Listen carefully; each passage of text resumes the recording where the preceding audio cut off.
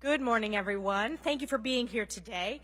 Tonight, in his State of the Union, Joe Biden must answer for his failed leadership, whether it's the border crisis continuing to rage at our southern border, crushing inflation and over $30 trillion in national debt, or a balloon from communist China entering into the United States sovereign airspace.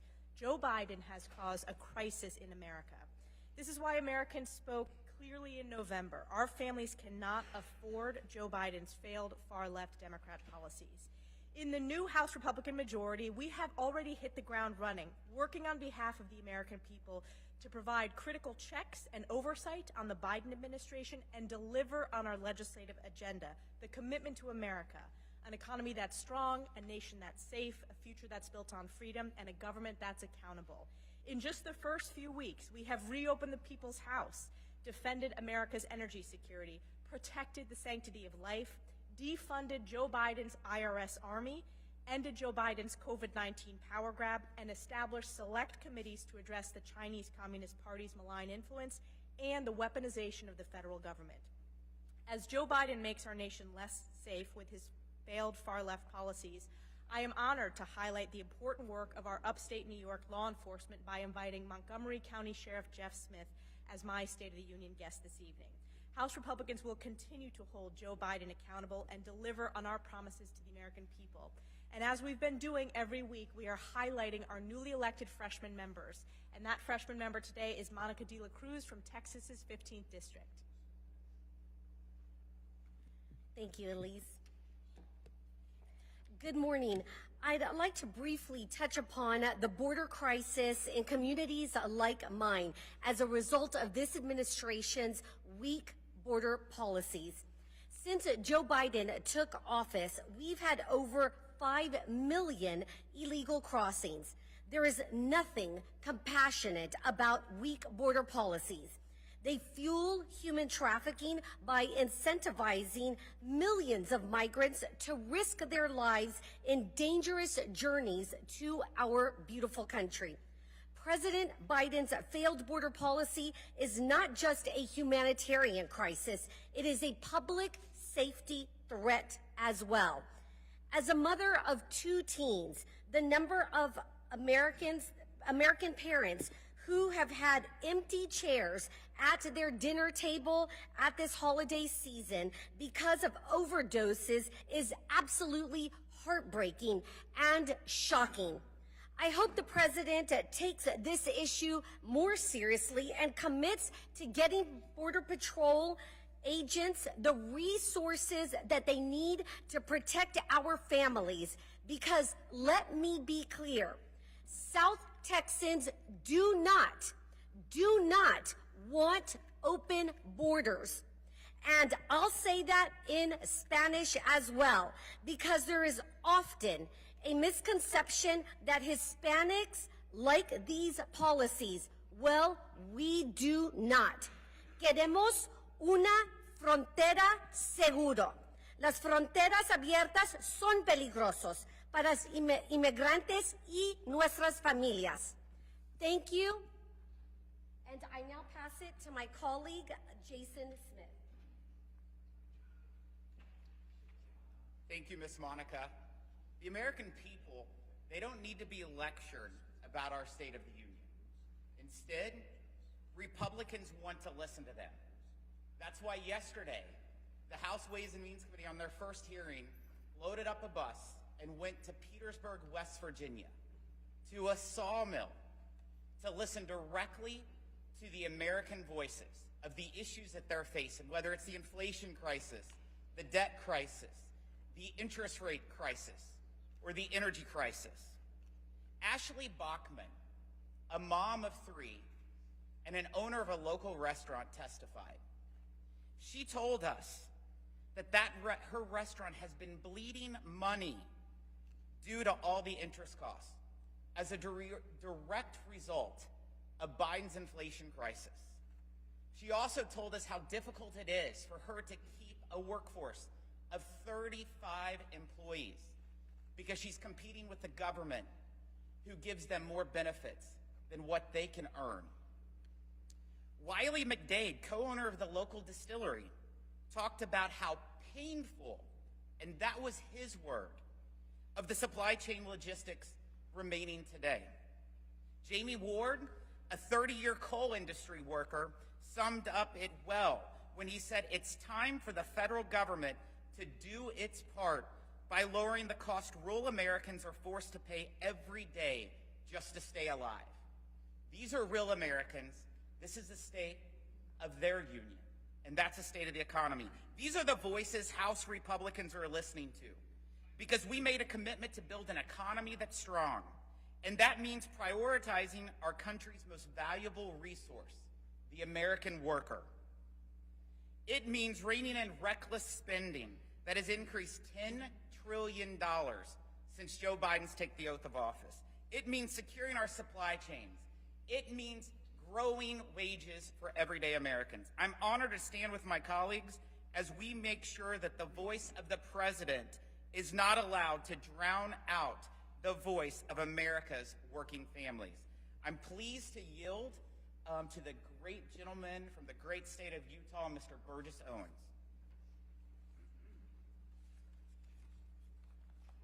Thank you. My story is symbolic of that told by millions upon millions of Americans whose lineage had humble beginnings, those whose ancestors fought through tremendous struggles, but due to their vision and tenacity, experienced the promise of freedom.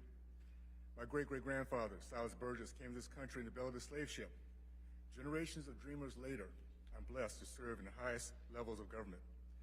America from its beginning has been the beacon of hope, opportunity, and freedom. The House Republican majority has made a pledge in its commitment to America to keep it that way. We'll start by teaching our children the blessings of living in a land of the free and home of the brave. We'll teach the concept of freedom is unique within the American DNA, put there by a freedom-loving God. We'll legislate, empowering our children to once again dream big, giving them the opportunity to make their parents proud by succeeding and running circles around them. We believe in a future built on freedom. Freedom from democratic-driven lockdowns, entrapment of children in failing schools, where only union bosses thrive. Freedom as a parent from being targeted by a federal government or counsel for advocating for their children's education. Freedom to choose a school that's best to fit the students' needs. A choice made by parents who love their children, supported by teachers who love their profession. Freedom is a commitment from the Republican House majority. With an educated, engaged, we the people, and guidance from a loving Heavenly Father, we will keep our promise. Thank you, and I yield to my good friend, Jim Jordan.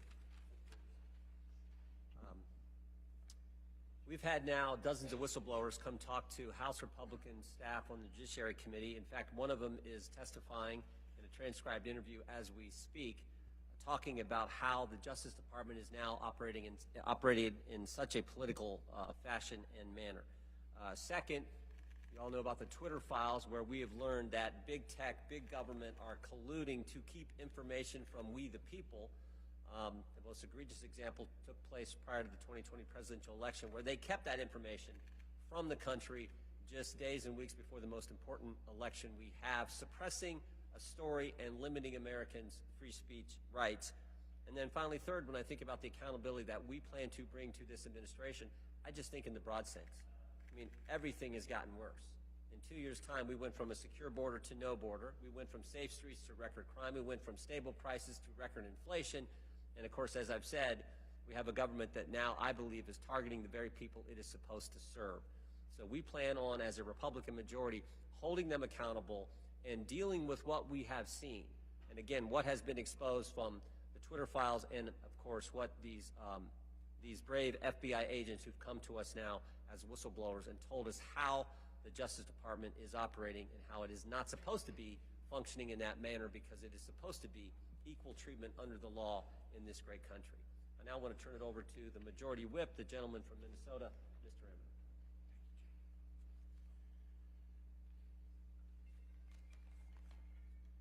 Tonight, we'll undoubtedly hear dizzying spin from Joe Biden as he attempts to tell the American people they're better off now than they were when he took office 2 years ago. But the fact remains, at the first chance they were given, American voters elected a Republican House majority to counteract Joe Biden's failed agenda. An agenda that has brought about 2 years of crisis after crisis, disaster after disaster. Tonight, Biden can try to gaslight on the economy and inflation. He can try to tell the American people they are not struggling financially. I'll remind the president that inflation surged to a 40-year high under his failing leadership, with economic experts blaming his policy. By the way, his own economic experts blaming his policies. I will also remind him that American families are struggling to pay their grocery bills and they're maxing out their credit cards. This is not economic success. Biden can try to deflect on the border crisis his policies have caused. I will remind the president that since he took office, there have been nearly 5 million illegal crossings at our southern border, and fentanyl deaths are surging, facts which he conveniently ignored until it became evident there was a new House majority in town to hold his administration accountable. Biden can try to claim our nation is respected on the world stage. I will remind the president that this nation has not forgotten his botched Afghanistan withdrawal. And I'm sure I don't need to remind him that the entire nation watched just this week as he failed to stand up to our #1 adversary, China, while they collected intelligence across the entire continental United States. These are just a few of the numerous failings of his administration. There are, unfortunately, far too many to count. No amount of spin this evening will change the reality so many Americans are facing. They are worse off now than they were 2 years ago. That is a fact. Luckily, Americans elected a Republican House majority to stop this madness. House Republicans are laser focused on delivering results, if you've heard from these members today, and we're bringing Joe Biden and Senate Democrats, if they choose, along with us as we put an end to radical policies that govern, and as we govern for, as Chairman Smith said, as we govern for the American people. And with that, I turn it over to our majority leader, Steve Scalise from Louisiana. Thank you, Whip. Emmer. The state of our union is struggling under the weight of President Biden's far-left extremist agenda that is hurting families across this country. You can see it when people go to the gas station and pay 40% more to fill up their cars. It's not just at the pump. Their household electricity bills are through the roof. When they go to the grocery store, they're paying dramatically more for food because of President Biden's extremist agenda and radical spending. He may talk tonight about the debt ceiling, and of course, the debt ceiling is a symptom of Washington's spending problem under Joe Biden. Trillions in new spending that he's brought up. And to do what? Hundreds of billions of dollars President Biden borrowed to pay people not to work. Now think about paying people not to work at a time when every small business owner is looking for workers. It's not just bad spending policy to borrow from our children to pay people not to work, but President Biden's agenda of paying people not to work undermines Social Security, because when he's borrowing money to pay people to sit at home, again, hundreds of billions of dollars he's borrowed to pay people not to work, those are people that aren't working who would otherwise be paying into Social Security. So President Biden's agenda has actually made Social Security less stable. We want to reverse that radical agenda. Republicans have already started getting to work, bringing forth an agenda focused on those families, fighting for the families who are struggling, to get our economy back on track, to bring energy security again, to secure America's border. In fact, we have multiple committees working on all of those items as we speak, and in the weeks ahead, you'll see bills coming to the floor to address those problems. We've already started bringing bills to the floor to address some of those problems. In fact, a few of them have produced bipartisan votes. But I want to point out an interesting vote last week. Maria Elvira Salazar brought a resolution that should have been straightforward to everybody to reject socialism and the ills of socialism through the years and the decades, the millions of people who have lost their lives to atrocities from socialism.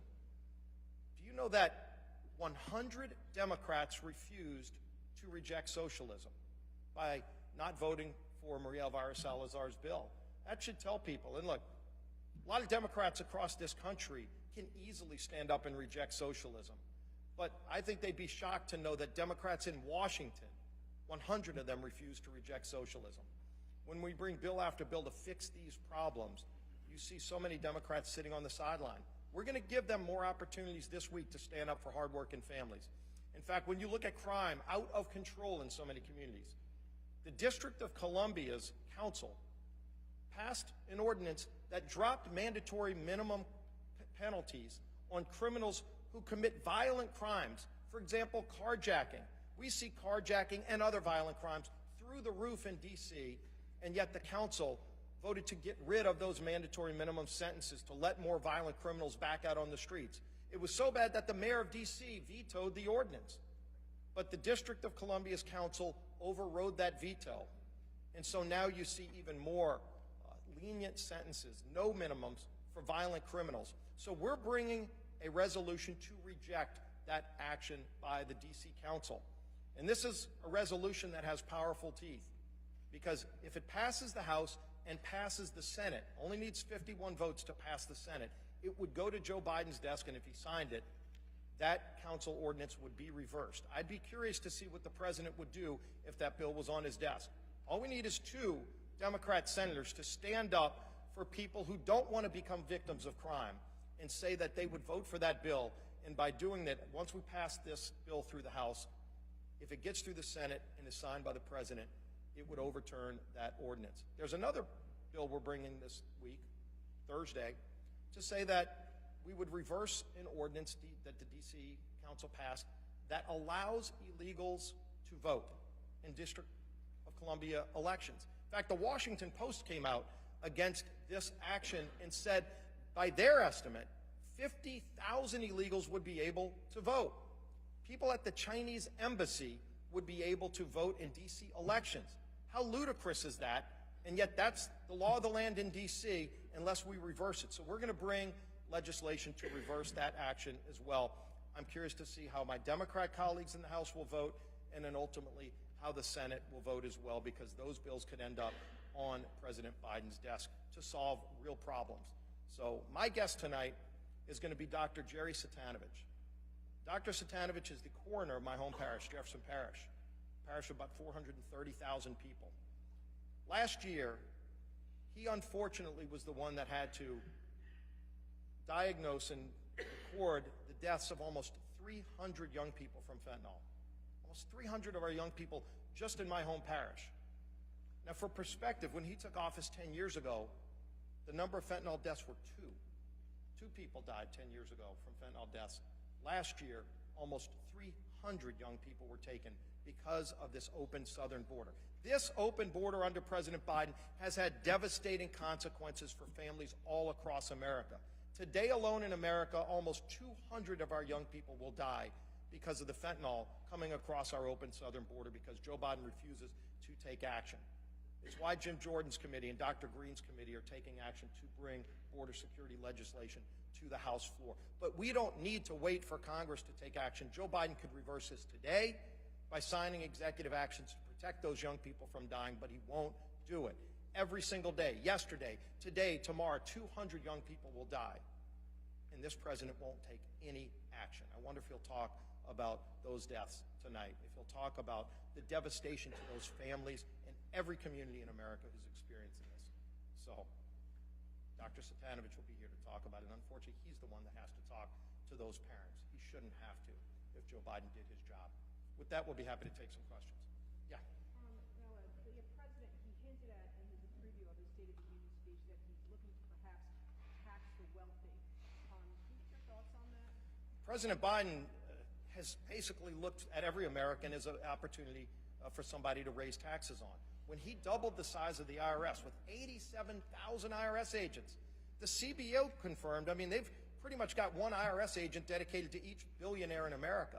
So they're already paying their taxes. In fact, they've got teams of attorneys and accountants to figure out the tax code in America. What President Biden wants to do is go after people making under $200,000, under $100,000.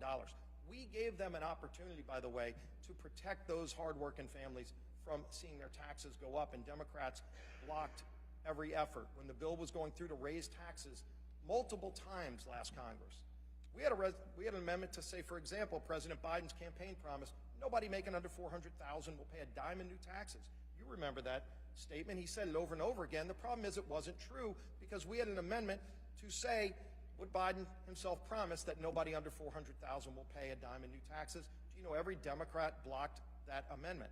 That amendment did not get on the bill. He wants those single moms working 2 jobs at a restaurant somewhere to pay more in taxes because that's what will happen under his legislation, and CBO confirmed it. So what I would say to President Biden is stop going after these hardworking families who are struggling under the weight of his far-left policies.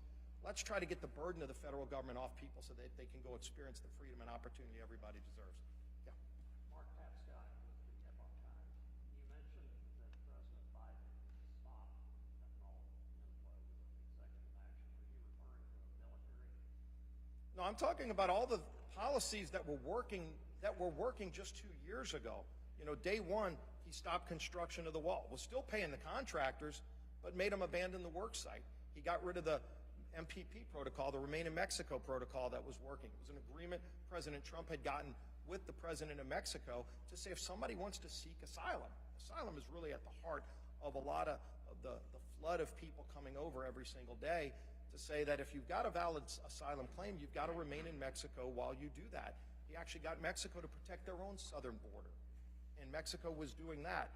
That was stopping a lot of the flow. And immediately, day one, Joe Biden got rid of all those policies. So he can restore the things that were working. He just refuses to. So we're taking action to bring legislation to secure our border. There's been a lot of fixation, obviously, on the Chinese spy balloon, but several of you have said that young Americans have the Chinese spy balloon in their phones with TikTok. So China obviously isn't going to wait until 2024 election.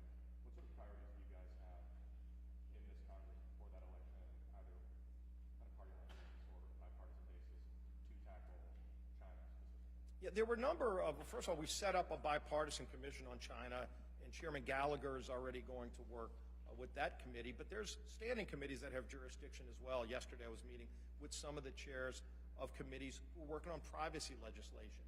You want to talk about a way to confront, whether it's TikTok, whether it's so many other social media platforms that are collecting data on Americans every single day, and how to counter that. I think there are real bipartisan opportunities to pass strong privacy protections for Americans. But the spy balloon is a different problem. And this is a national security threat that was a test. You know, and President Biden tried to call it a success that they shot the balloon down over the ocean. The problem is it was the wrong ocean they shot it down over. It shouldn't have been the Atlantic, it should have been the Pacific Ocean. You can look at the trajectory of that balloon and when the American government detected it. There were many opportunities over the Pacific Ocean to shoot it down before it could actually carry out its mission. It completed its mission. President Biden let it complete its mission before he shot it down. And it went over many military bases. It wasn't some random path that it took through the United States. It was very specific, through a number of very sensitive military bases that it flew over.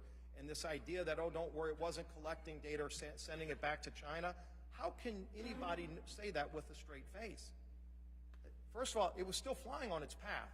So it was getting some kind of data from somewhere to know where to go. Are you telling me it wasn't also sending information back during that path? It should have never been allowed to complete its mission. It should have never been allowed to start its mission. It should have been shot down over the Pacific Ocean when we had multiple opportunities. Yeah. So the economy obviously is at the heart of a lot of what you all are arguing here. President Biden did take office at quite a challenging time coming out of the pandemic. How would a GOP president handle that situation differently than Biden? If you look at the economy, when President Biden walked in the door, it was juiced and ready to take off. You saw a lot of states that were already opening up, and some of my colleagues are from states like Florida, Texas, where they had already opened up their economy. In fact, millions of people are going to those states because they wanted freedom. They wanted to flee this kind of oppressive socialist-type government that was shutting them down and keeping them in their houses or driving in their cars by themselves with 3 masks on, and the lunacy of some of those policies. And so you saw some of those states already taking off.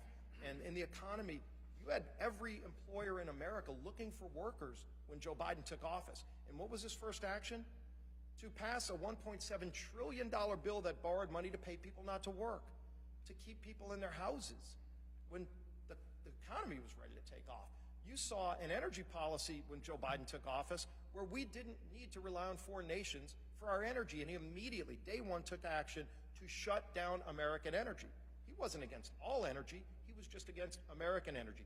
Killed the Keystone Pipeline, but approved Russia's pipeline.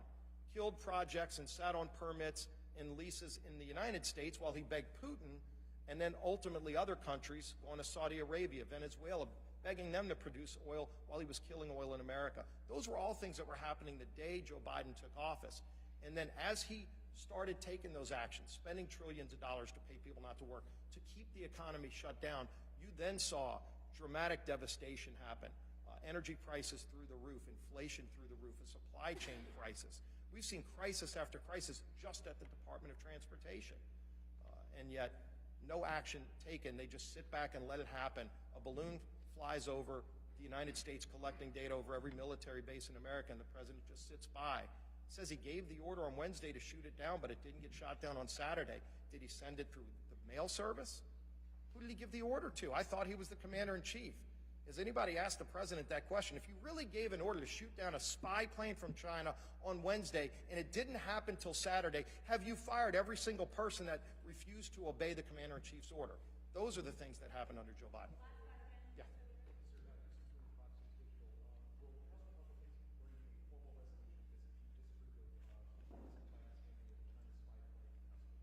We're working on legislation right now dealing with the Chinese spy balloon. There's 4 different committees involved, and so as you can imagine, each committee is working through. We haven't even had the classified briefings yet. You know, the Gang of 8 briefing that was supposed to be had hasn't yet been called yet. We're trying to get a full briefing with all of the members of Congress. Speaker McCarthy has asked for a full briefing of all members of Congress to find out what really happens. So we're still gathering more facts, working through that process. So we may have a piece of legislation, but it's not finalized yet. Thank you all. We'll see you all tonight and talk to you afterwards. One more question. Why not? Debt and nerve. Well, we've got debt experts here, and people that know how to get out of debt is more important.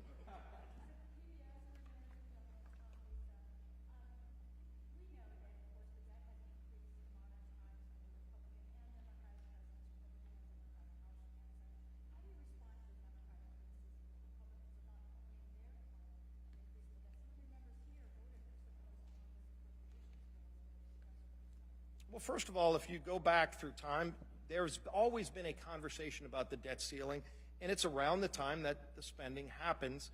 And many of the reforms to spending that have helped control spending, that have gotten us to balanced budgets, have all been a part of a debt ceiling negotiation. President Biden himself, when he was a United States Senator, talked about that when he voted against one of the debt ceilings years ago. So you can go watch that tape. We'll get it to you. If not, PBS probably has it. So ultimately, if you look at what should be on the table, the debt ceiling today is maxed out because President Biden and Speaker Pelosi and Chuck Schumer went on a spending binge like the country has never seen, trillions of dollars over the last 2 years, and they didn't pay for it.